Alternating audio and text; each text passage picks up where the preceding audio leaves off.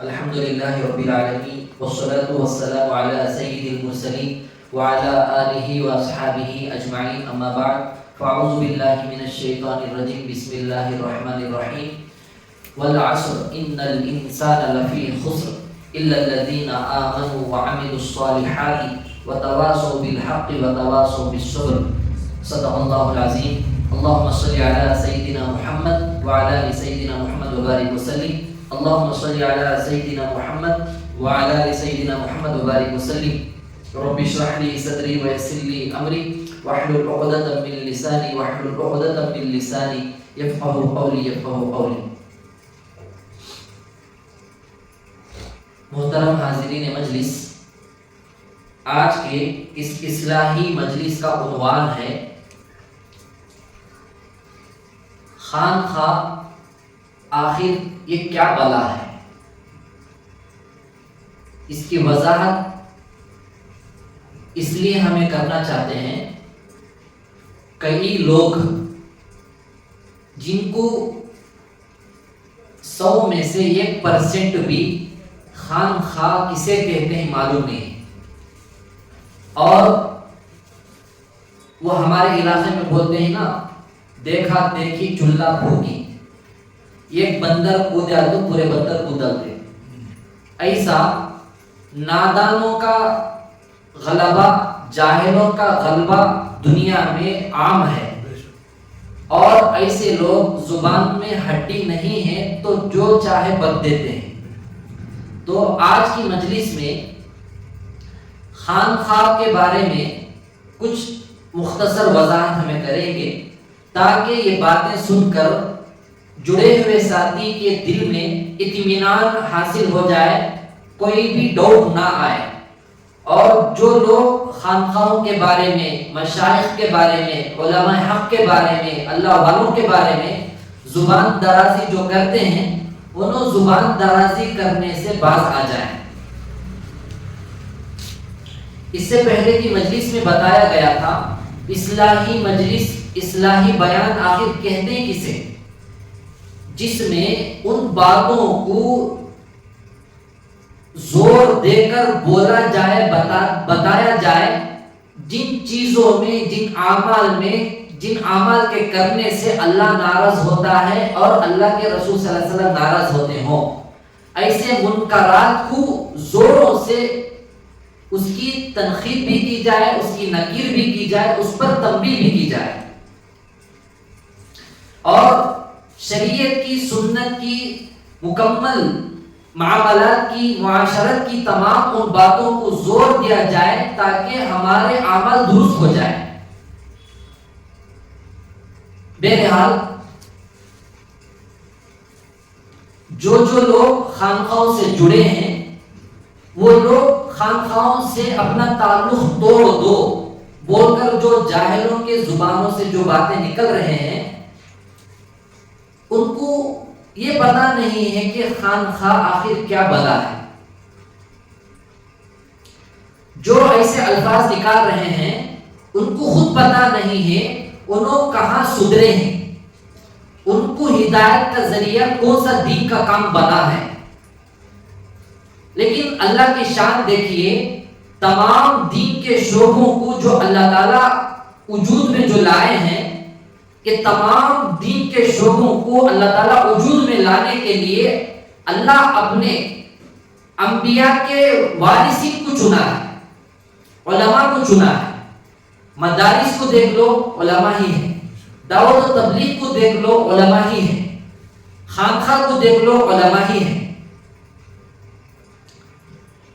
امداد اللہ مہاجر مکی رحمۃ اللہ علیہ حافظ ہی تھے، عالم نہیں تھے، لیکن عالم ڈر تھے، وہ دنیا ان کو جانتی تک نہیں تھی، لیکن ایسے اللہ والے کے پاس ہمارے دارالعلوم دیوبند کے بڑے بڑے اکابر جا کر ان کے ہاتھ پر اپنے ہاتھ کو دے کر بیعت ہو گئے، خانخواہ سے تعلق رکھ لیے، سونے پر سہاگا ہو گئے، سونے پر سہاگا ہو گئے۔ وہ کیسے؟ بہت سے لوگ اب ہوتے ہیں نا کہ کسی نہ کسی کو کوئی جلنے والا ہوتا ہے، حسد کرنے والا، دشمنی رکھنے والا، منافق ہو، مخالف ہو. تو امداد اللہ مہاجر مکی رحمۃ اللہ علیہ کی بھی بہت سے مخالفین جو ہے علماء سے کہا، مولانا اشرف علی تھانوی رحمۃ اللہ علیہ سے اور رشید احمد گنگوئی رحمۃ اللہ علیہ سے، یہ بڑے بڑے علماء اکرام سے یہ کہا، آخر آپ لوگ کو کیا ضرورت پڑی تھی؟ یہ بڈھے میاں کو کوئی نہیں جانتا تھا. کسے؟ امداد اللہ مہاجر مکی رحمۃ اللہ علیہ کو کوئی نہیں جانتا تھا. اس بڈھے میاں کو، اس بڑے میاں کو آپ لوگوں نے ہی تو دنیا میں مشہور کر کے چھوڑ دیا. اب یہ جملہ کس بات پر دلالت کرتا ہے؟ دل میں جلن ہے، اسی کو کہتے ہیں جلن. اور یہ جلن ختم کرنا ہے تو ہمیں خانقاہ کے محتاج بننا پڑے گا. خانقاہ میں جڑے بغیر جلن دل سے ختم نہیں ہو سکتا، ناممکن ہے آج کے دور میں. تو مولانا اشرف علی تھانوی رحمۃ اللہ علیہ نے ان کو کیا جواب دیا؟ ایسا جواب دیا حضرت نے سنہرے الفاظ میں لکھنے کے قابل. فرمایا، ارے بھائی، ہم تو مٹھائی خرید چکے تھے لیکن مٹھائی کا ذائقہ سے، ٹیسٹ سے ہم واقف نہیں تھے.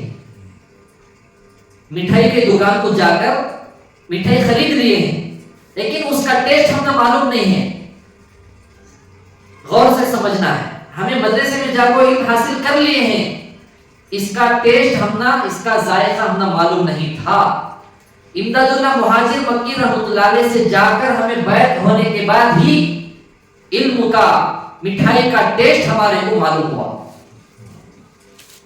حکیم الامت جسے لقب دنیا دی ہے اور جس کے فارغ ہونے کے وقت میں مدرسے میں عالم کورس ہوتے ہی، حافظ ہوتے ہی، مفتی ہوتے ہی، قاری ہوتے ہی، دستار بندی ہوتی ہے، ان کو امامہ پہنایا جاتا ہے، پگڑی، اور ان کو سرٹیفکیٹ دی جاتی ہے بڑے بڑے اللہ والوں کے ہاتھوں سے، دستے مبارک سے، تاکہ ان کے اللہ والوں کے مبارک ہاتھوں سے جو عالم دین جو پڑھ کر فارغ ہوتا ہے، حافظ جو ہوتا ہے، قاری مفتی جو ہوتا ہے، انہیں اس کے سر کے اوپر جب امامہ رکھا جاتا ہے، اس کی برکت سے انہیں دنیا میں جا کر صحیح معنی میں اس علم کو، شریعت کو امانت داری سے امت میں کام کرنے والا بنے.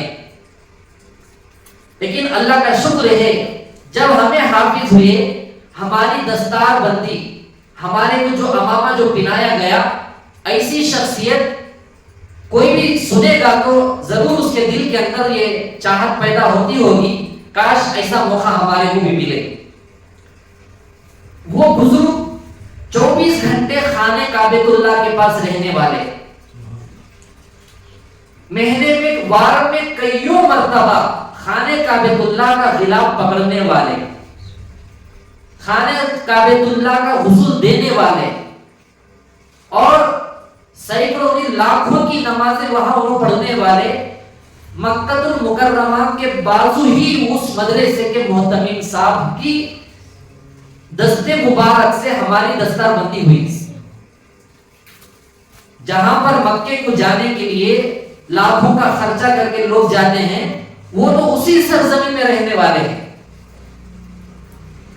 ایک مدرسہ ہے سعودلیہ بول کر ایک نام ہے عربی میں، ایک ماں صاحب تھی وہاں پر اللہ والی، اس کے نام سے اس مدرسے کو رکھا گیا.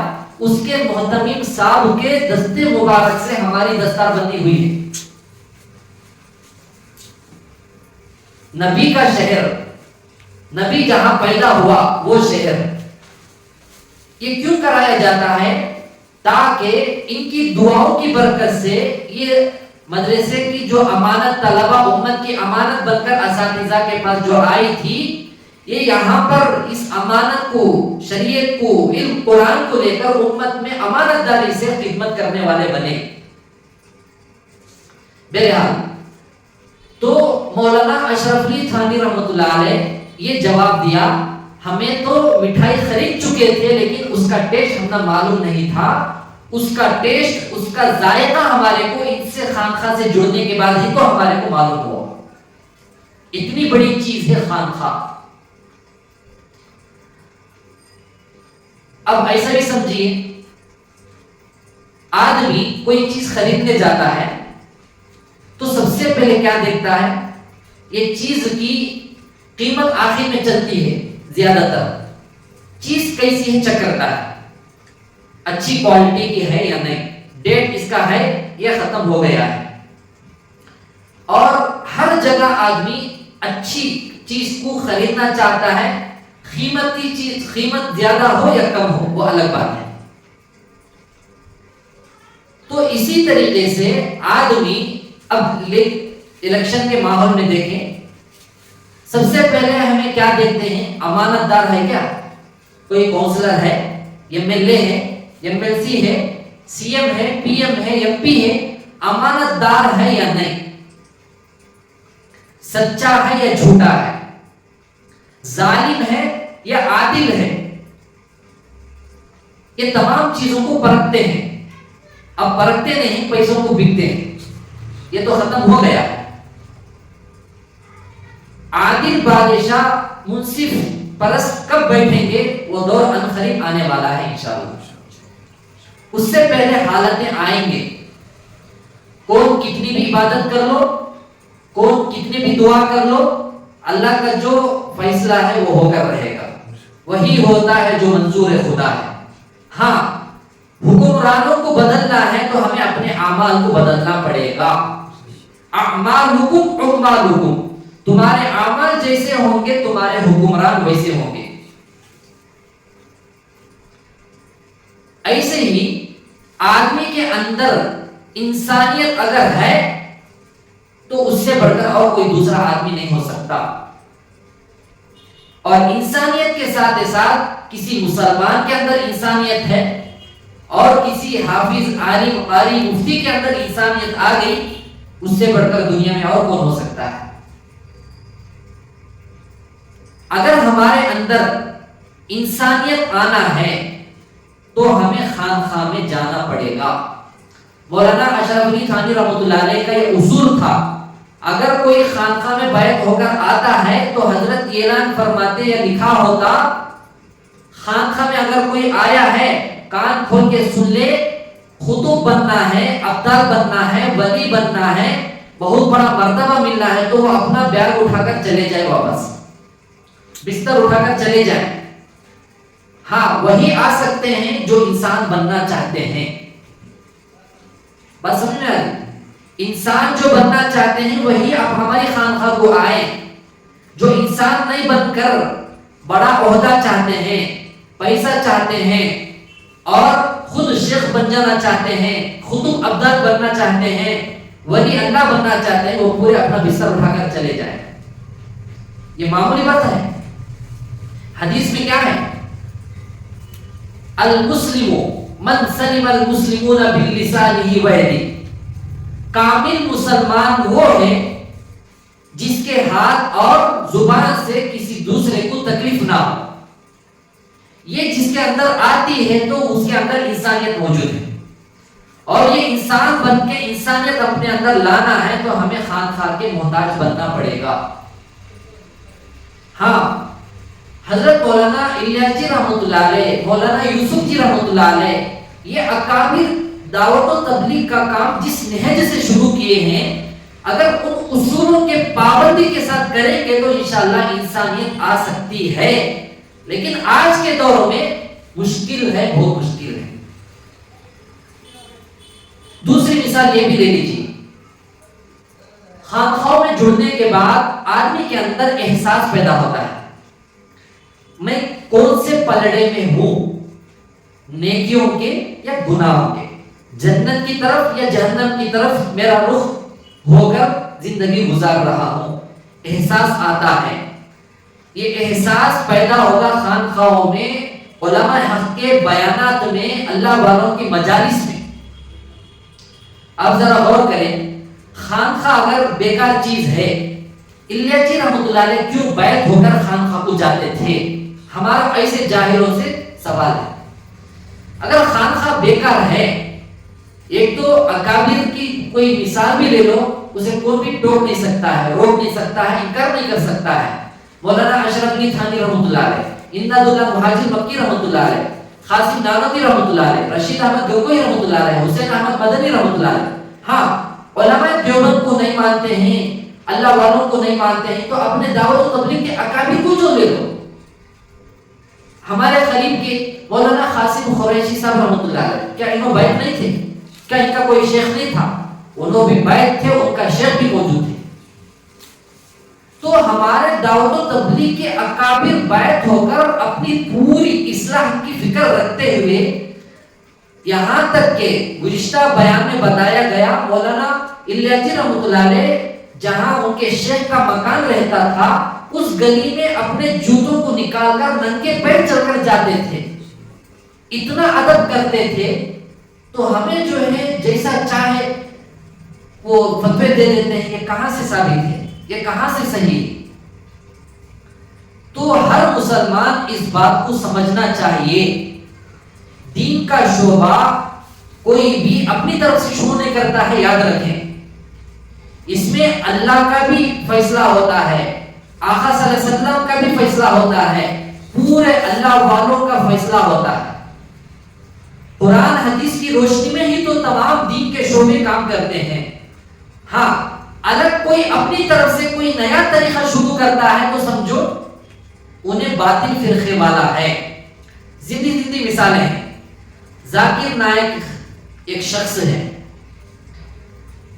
اس صاحب کی بات کہاں تک صحیح ہے؟ غیر مسلم کو اسلام کے بارے میں باتیں بتا کر اسلام میں کلمہ پڑھا کر داخل کرنا، وہاں تک ہی کی بات صحیح ہے، باقی ساری باتیں غلط ہیں. ان کے بارے میں کئی بڑی بڑی کتابیں ہمارے اکابر لکھ چکے ہیں. بہت بڑا دعوت و تبلیغ کا طبقہ ذاکر نائک کے بیانات کو سن کر ان سے متاثر ہو رہا ہے. ارے بھائی کتنے بڑے بڑے ہمارے اکابر ہیں. امت یتیم نہیں ہے، یاد رکھیں یتیم نہیں ہے. اس لیے اکابر فرماتے ہیں جب تک کتاب اللہ باقی رہے گا رجال اللہ بھی باقی رہیں گے. جس دن کتاب اللہ ختم ہو جائے گا اللہ رجال اللہ کو بھی ختم کر دیں گے. قرآن جب تک باقی رہے گا علماء حق زندہ رہیں گے، اللہ والے زندہ رہیں گے. قرآن قیامت تک کے لیے ہے تو ابھی اللہ تعالیٰ علماء حق کو، اللہ والوں کو قیامت کی صبح تک پیدا کرتے رہیں گے. ایک صاحب ہمارے پہچان کے اسی وقت کے اندر ہمارے سامنے ذاکر نائک کی تعریف کر رہے ہیں. انہوں اتنی محنت جب کرے ہیں تو ان کو کتنے سال لگ گئے ہوں گے. ارے ذاکر نائک صاحب جو ہے کسی استاد کے سامنے بیٹھ کر پڑھے نہیں ہیں، یاد رکھ لیں. ان کا کوئی علم کے لائن سے، دینی علم کے لائن سے کوئی ان کا استاد نہیں ہے.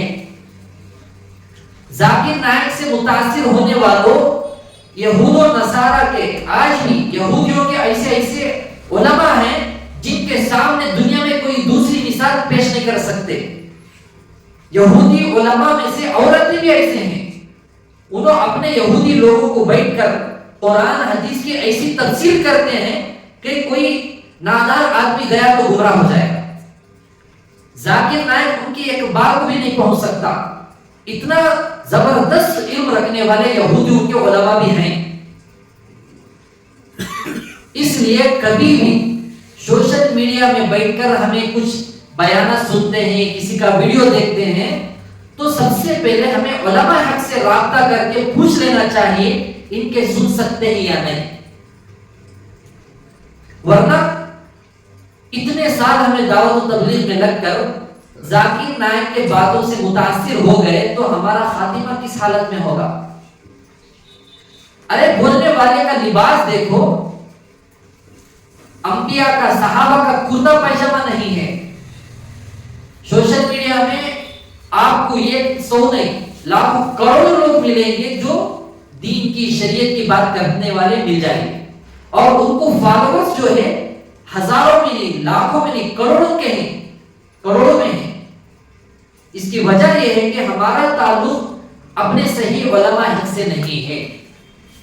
اس لیے ہمیں جو ہے جس کی زبان سے میٹھی میٹھی باتیں آ جاتے ہیں، چلو انہیں بہت ٹیسٹی ہے، اپنے دل کو لگنے والی کوئی بات. ایکٹر بھی 24 گھنٹے نشے میں رہنے والا ایکٹر کوئی ایکٹنگ کا جملہ بول دیتا ہے، اس گھر میں پورے بچے وہ نقل کرنے لگتے ہیں. نئے نئے فلم ریلیز ہوتے ہیں، ان کے گھروں کے اندر جو دیکھتے ہیں فلم، وہ بچوں کو نبی کا نام، نبی کے والدین کا نام اور قرآن کے سورتوں کے نام یاد نہیں ہوتے، لیکن ایکٹروں کے نام اور ان کی ایکٹنگ کرا کے سوشل میڈیا میں ڈالتے ہیں. بہرحال ہمیں اللہ کے پاس جانا ہے. اب مثلا کسی سی ایم کے پاس جانا ہے یا شادی کو کسی کے نکاح میں اٹینڈ کرنا ہے، تو کیا کرتے ہیں؟ اپنے بدن کو میل سے دور کرتے ہیں، پھر اپنے کپڑوں کو اچھے طریقے سے پاک صاف ستھرے کپڑے پہنتے ہیں، خوشبو لگا کے اچھا ایکٹیو کے ساتھ میک اپ وغیرہ بھی. آئینہ کے سامنے لڑکیوں سے زیادہ لڑکیاں ایسا میک اپ کرتے ہیں، آئینہ بھی شرم جاتا ہے، شرم سے سر پھوٹ لیتا ہوگا. اگر اسے اللہ زبان دے گا تو انہیں بولے گا ارے بھائی بس کر، مجھے خود شرم آ رہی ہے، آخر تجھے کون پسند کرنا ہے نہیں معلوم. یہ کیوں کرتے ہیں؟ تاکہ میرے کو دیکھنے والا میری تعریف کرے، مجھے پسند کرے، میری محبت اس کے اندر آئے. چاہے لڑکا ہو لڑکی ہو، یا دیکھنے والے میرے امیج کو دیکھ کر اندازہ لگائے واہ کیا ٹپ ٹاپ سے آیا ہے. صبح رات کو سو کوئی نہیں اٹھتا نا، جا دیکھو اس کی صورت دیکھو، اس کے کپڑے دیکھو، اس کا بستر دیکھو، معلوم ہو جائے گا. تو ایک دنیا میں اپنے ایک ٹائم کے پلیٹ کے کھانے کے لیے ہمیں اتنا پاک صاف ستھرے ہو کر جب جاتے ہیں، پوری زندگی اللہ جو کھلایا، جو جلایا، جو پلایا، سلایا، مارا پھر زندہ کرا، قیامت کے دن اس کے سامنے کھڑے ہونا ہے. اس وقت میں ہمیں جیسا ظاہر کو صاف کرے تھے، باطن کو صاف کر کے گئے تو ہی ہمارا چلے گا، نہیں تو ہمارا نہیں چلے گا. حدیث میں آیا ہے ان اللہ لا ينظر الى صورکم واموالکم ولکن ينظر الى قلوبکم واعمالکم. کل قیامت کے دن اللہ تعالیٰ نہ تمہاری شکل و صورت کو دیکھے گا، نہ تمہارے مال اور جائیداد کو دیکھے گا، لیکن دیکھے گا تو تمہارے دلوں کو اور تمہارے اعمال. تو خانقاہوں میں جڑنے سے کیا ہوتا ہے؟ توبے کے کلمات پڑھاتے ہیں اور پڑھتے ہیں، سچے دل سے نیک نیت کے ساتھ پڑھتے ہی پچھلے تمام گناہ معاف ہو جاتے ہیں.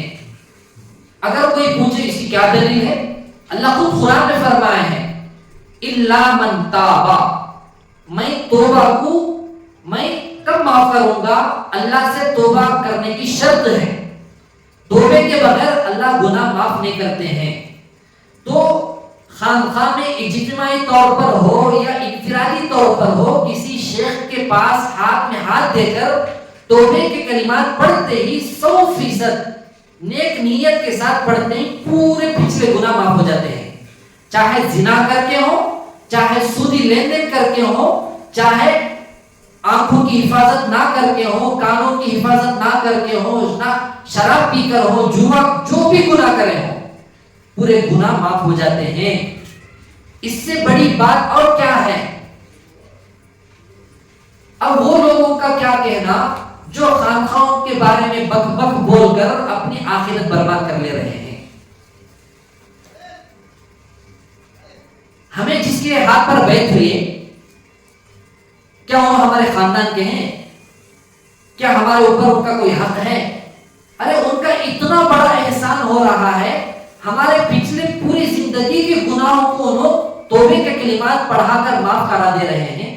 کتنا بڑا احسان ہے یہ امت پر، مریدین پر، جڑنے والوں پر. اگر کوئی شخص توبہ کر لیا، اکیلے میں بیٹھ کر توبہ کر لیا، کل قیامت کے دن اس کی گواہی کون دے گا؟ کیمرہ بھی لگا کر رہا تو فائدہ نہیں، پوری زندگی توبہ کرتا رہا، بے شک توبہ کیا ہے انہیں، لیکن خانقاہ میں کسی شیخ کے ہاتھ پر جب توبہ انہیں کرتا ہے، یہ شیخ کل قیامت کے دن اس کی گواہی دے گا. گواہی کل قیامت کے دن بہت کام آنے والی چیز ہے. وہ کہے گا اے اللہ انہیں میرے ہاتھ پر توبہ کیا ہے. یہ بہت کام آنے والی چیز اس وقت میں ہو جائے گی.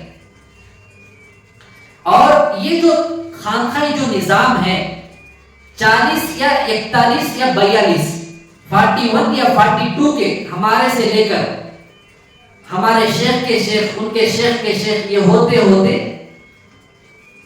ہمارے سے لے کر ہمارے شیخ سے، ان کے شیخ سے قاری طیب صاحب رحمۃ اللہ علیہ، مولانا اشرف علی تھانوی رحمۃ اللہ علیہ، امداد اللہ مہاجر مکی رحمۃ اللہ علیہ، پھر ان کے شیخ سے ہوتے ہوتے حسن بصری رحمۃ اللہ علیہ، حسن بصری رحمۃ اللہ علیہ سے حضرت علی مرتضی رضی اللہ عنہ، ان سے حضرت عثمان غنی، ان سے عمر فاروق رضی اللہ عنہ، ان سے ابو بکر صدیق، ان سے اللہ کے نبی صلی اللہ علیہ وسلم.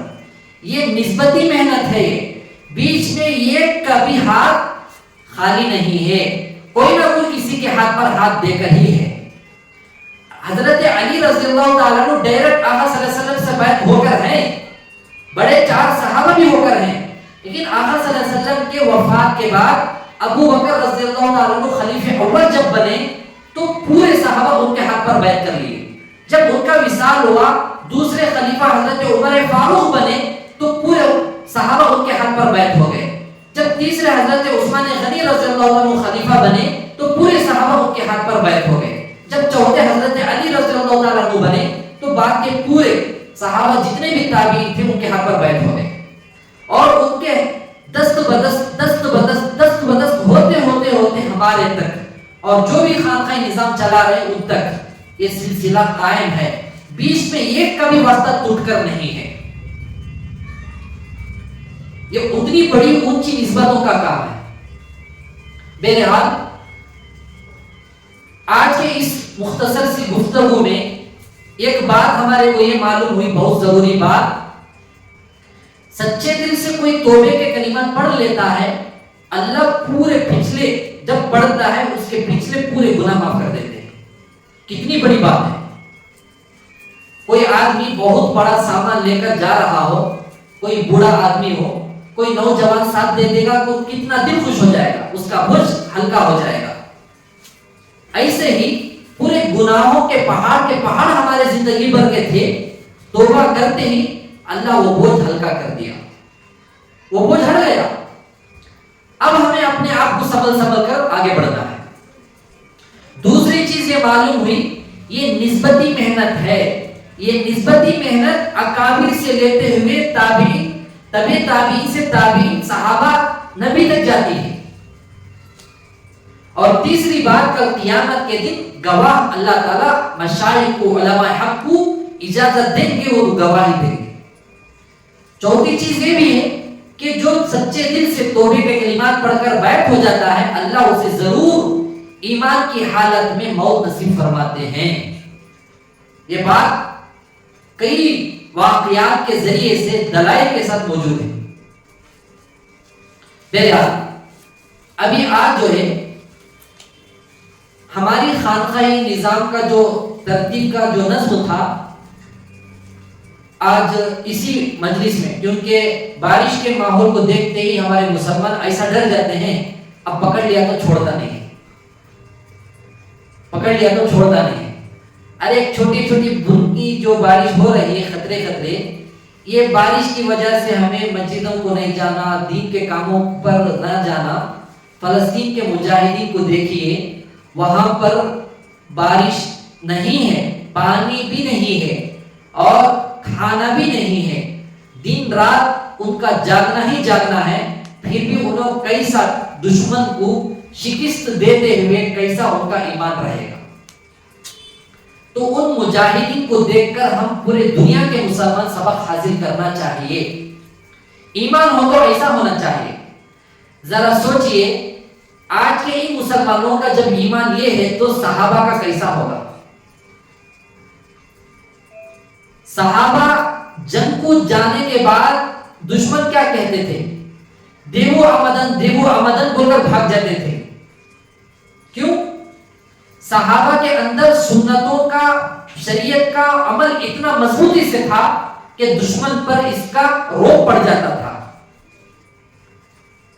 کئی جنگوں میں صحابہ روڑوں پر جیسا گھوڑے بھگاتے ہیں، ایسا پانی پر، سمندروں پر گھوڑے بھگا دیے ہیں. مطلب یہ ہوا، یہ پانی، یہ سمندر بھی ان کے ایمان سے، ان کے پاور سے ڈرتا تھا، اس لیے اس نے اپنے آپ کو سنبھل کر راستہ دے دیا. ابھی جو نہتے مٹھی بھر جماعت جو مجاہدین کی جو لڑ رہی ہے، ان کے ساتھ بھی اللہ کی مدد ہے. اللہ کی مدد کے بغیر اتنا بڑا قدم کیسا اٹھا سکتے ہیں؟ پوری دنیا بیٹھ کر تماشا دیکھ رہی ہے، پوری دنیا. لیکن سچے پکے پہلے نمبر پر اگر آج کے دور میں کوئی مسلمان ہے تو وہ وہی مسلمان ہے. حضرت مولانا خلیل الرحمن سجاد نعمانی دامت برکاتہم نے بھی فرمایا آج کے دور میں پوری دنیا کے سب سے پہلے نمبر پر اگر کوئی مسلمان ایمان والے ہیں تو وہ فلسطین کے نہتے مسلمان ہیں. دوسرے نمبر پر پڑوسی ملک کے افغانستان کے مسلمان. یہ حضرت کے جملے ہیں. ہمیں آج تھوڑا کام کر لیے، جماعت میں چلے گئے، مجلس میں آ گئے، تہجد پڑھ لیے، ذکر کر لیے، قرآن پڑھ لیے، باپ میرا ایمان بہت بڑھ گیا ہے، بن گیا ہے، چلو میرے اوپر اللہ پر واجب ہے جنت. استغفر اللہ. یہ ناممکن ہے، ناممکن ہے. ہاں اب بعض لوگ کیا کہتے ہیں، یہ ایک بار توبہ کر لیے گناہ معاف ہو گئے جنتی ہو گئے. نہیں، یہ شیطان کا نفس کا دھوکہ ہے. لمحے لمحے پر، سیکنڈ سیکنڈ پر ہمارے آنکھوں سے، کانوں سے، زبانوں سے، دیگر اعضاء سے کتنے گناہ ہوتے ہیں ہمارے کو یاد نہیں رہتا ہے. اگر غور کر کے لکھیں گے تو اپنے آپ پر خود شرم آئے گی میں ایسا ہوں بول کر. اس لیے بار بار ہمیں جڑتے رہنا ہے. ارے کتنے بھی لاکھ روپے کا موبائل خرید لو، اس کی چارجنگ ختم ہونے بعد انہیں ڈیڈ ہو جاتا ہے، پھر اسے زندہ کرنا پڑتا ہے. ایسے ہی ہمارے اندر بھی بار بار ہمیں شرکت کر کے اپنی بیٹری کو چارج کرانا پڑے گا، ورنہ بیٹری لو ہو گئی تو جہنم کی آگ، جہنم حل میں مزید تیار ہوتی.